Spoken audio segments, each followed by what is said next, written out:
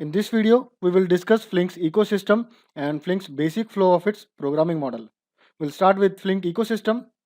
Starting with the first component of the ecosystem, Flink on its own is the runtime core engine which does stream processing. On top of the engine, Flink has its abstraction APIs, Dataset API to consume and process batch data sources, and Data Stream API to consume and process real-time streaming data.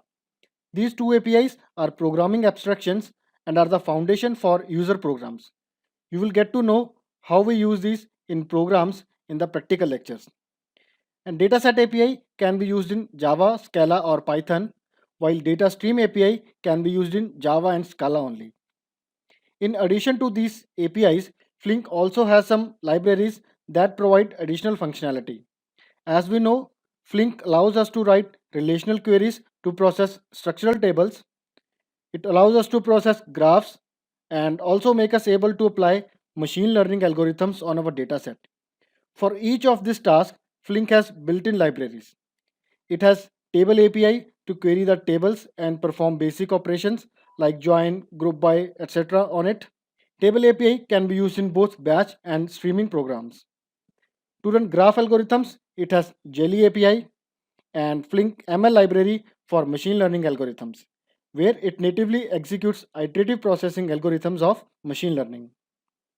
Flink also offers interactive data analysis by its Zeppelin library. Zeppelin is a visualization tool which allows us to view the status of each step of processing in GUI. Talking about deployment of Flink, Flink is able to run in a variety of environments.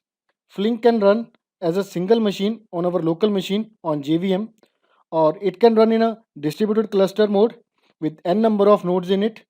In cluster also, it can be run standalone, or it can use any resource manager like Hadoop Yarn. Flink apps can even be deployed on cloud like Google's GCE and Amazon's EC2. Now, in terms of storage, Flink can be integrated to these file systems, local, HDFS, and S3. It can also be integrated to databases like MongoDB, HBase. And last, obviously, with streaming services like Kafka, Flume, RabbitMQ.